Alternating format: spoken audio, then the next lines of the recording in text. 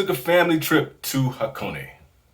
Wife and the kids and myself. And one of the most standout places the entire trip was the open air museum. Now, this may be pretty common to some of you. It was the first time for me. And it's also the first I was in Japan.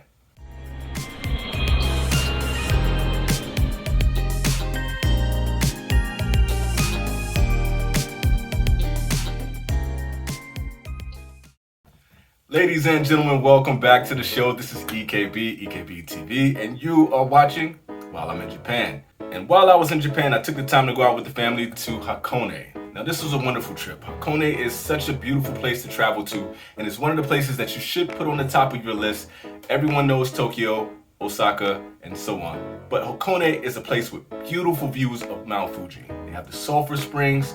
They also have all these different cozy locations that you can go to, and it's a surprisingly bustling town when you're in the right place. This is a place that you want to put on your to-do list in Japan, and I'm going to show you why. The first place that stood out to me out of all the places that we traveled to in Hakone is not just about the hot springs. It is the open air museum, Chokoku no Mori Bujusukan. Or we could just say the open air museum. The architecture is by Bukichi Inoue.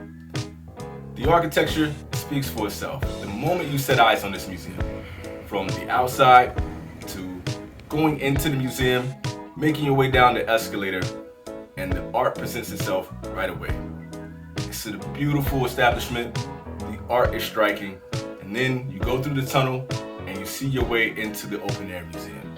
This museum consists of outdoor exhibits, indoor exhibits, and it's about 1,000 exhibits altogether. We mentioned the architecture before, and the groundwork here is exquisite. The sloping of the land, the mountains in the background, the greenery, the changing of the foliage is art within itself. Every step you take is presented to be another form of art, and everywhere you move gives you a new perspective on all of the exhibits that are available, outside and inside. One of the first exhibits to catch my attention was from Ariste Meloy, and this is the Action in Chani.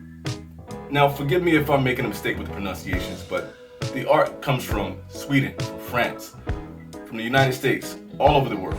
The Grand Hercules Archer. This was done in 1909. I mean, this is a stunning piece. There was another patron there with me as well, and we both just stared at this piece, just looking at the movements and looking at the power and the ability that was created in just such a piece made out of bronze. It's just a beautiful piece of work. Then your eyes follow to the sky from the Man and Pegasus, and this piece of artwork with the background of the mountains and the blue sky, it creates that movement and it creates that action that you would expect from Greek work.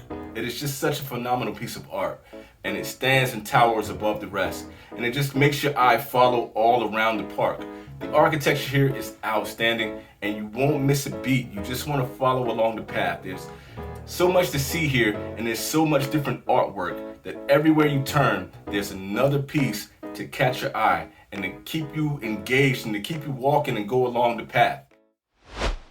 There's so much here in this exhibit, and there are even walkways and places for kids to play, for the adults to take a seat and take a break. And even while you're taking a break, you're still just gasping and in awe of all that's surrounding you, all the different colors, all the different images, the statues, the angles. It's just such a beautiful place to experience. You never get bored.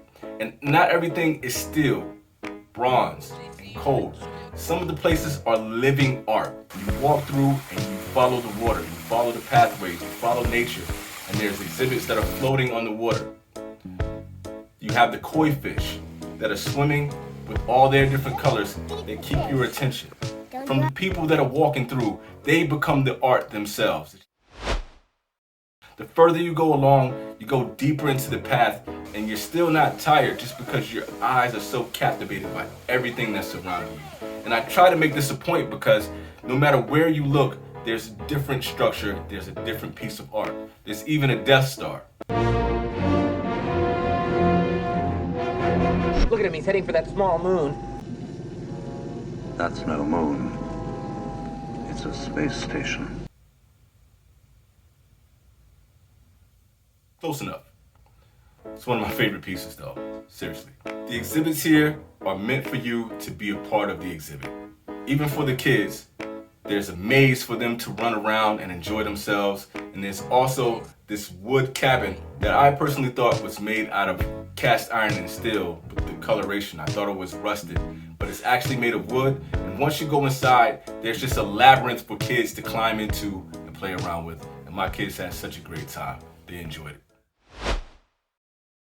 And you don't want to miss the Picasso exhibit. I mean, you don't get to see this much of Picasso's work in one place. On the outside, it's eye-catching, it's striking, and when you make your way inside, it is pristine, beautiful, and you see a lot of different techniques from Picasso that you may have never known existed. A lot of people know his standard work, but there was so much more to Picasso as an artist. This exhibit is open year-round, and what makes this special is that the sunlight and the different seasons and the colors of the leaves actually provides more of the art and more for you to see. So even if it's cold, if you bundle up, it's still worth going out and taking a look at this environment. Everywhere I looked, there was a new shot, there was a new angle, and it even made me feel like I'm a great photographer. I'm not a great shot, but everything that you've seen here, just about were all shots that were taken by me or my family and just us enjoying the moment. And it's going to be keepsakes that we will keep forever as we travel throughout Japan and make our way back to the United States. I mean, they're great memories, and I'm just glad we were able to see something like this. This is something that was huge for me personally. The cost for the trip is 1,600 yen per person, and there are ways to get discounts if you look into the website. There are discounts for schools, for students, and so on. So try your hand. See if you can save a couple yen as well too.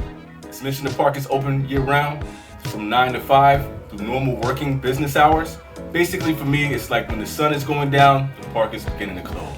Well, ladies and gentlemen, that was my trip to the Open Air Museum. I hope you guys enjoyed, and I hope you take your time out when you're traveling in Japan to make your way here. It's not something that you would expect to see every day, but I think it's just a beautiful experience, and each time you go, no matter what season, what angle, you're getting a new view and a new perspective on art. I have more coming on Hakone. You guys stay tuned. Thank you for watching the show. If you like this, please click the like button. If you want to see more, please subscribe. There are plenty of shows coming from EKB TV. This is EKB, and you're watching while I'm in Japan. And as always, don't forget, be kind to your neighbors all over the world.